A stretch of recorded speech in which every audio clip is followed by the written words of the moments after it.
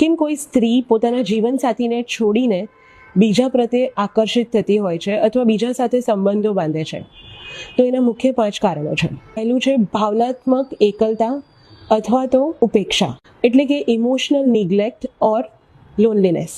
પોતાના જીવનમાં જ્યારે સતત પોતાની લાગણીઓની અવગણના થતી હોય ત્યારે તેના જીવનમાં એક શૂન્યાવકાશનું સર્જન થતું હોય છે અને એને ભરવા માટે સ્ત્રી બીજા તરફ આકર્ષિત થતી હોય છે.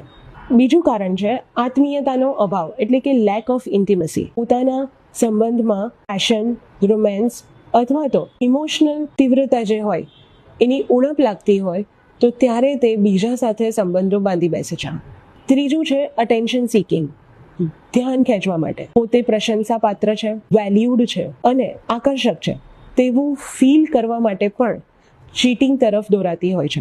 ફોર્થ ઇઝ ભાવનાત્મક વિચ્છેદ અને સંબંધમાં અસંતોષ, એટલે કે ઇમોશનલ ડિસ્કનેક્ટ એન્ડ રિલેશનશિપ ડિસસેટિસ્ફેક્શન. જ્યારે પણ જીવનસાથી સાથે પોતાનું જીવન મોનોટોનસ, સ્ટ્રેસફુલ કે અનહેપી થતું જાય ત્યારે સ્ત્રીઓ બીજા તરફ વળતી હોય છે. ફિફ્થ ઇઝ બદલો, એટલે કે રિવેન્જ. ક્યારેક જીવનસાથીનું પહેલાંની કોઈ છેતરપિંડી કે ચીટિંગ અથવા તો સતત અપમાનજનક વર્તન એ પણ ચીટિંગનો એક પ્રતિભાવ હોઈ શકે છે. પોતાની શક્તિનું પુનઃસ્થાપન કરવા અથવા તો જીવનસાથીને સજા આપવા માટે પણ સ્ત્રીઓ બીજા તરફ વળતી હોય છે. જો તમે કે તમારા પાર્ટનર ઇન્ફિડિલિટી તરફ નથી જવા માંગતા અથવા તો તે રસ્તેથી પાછા વળવા માંગો છો તો મારી સાથે અંતર્મનમાં તમારું સેશન બુક કરો.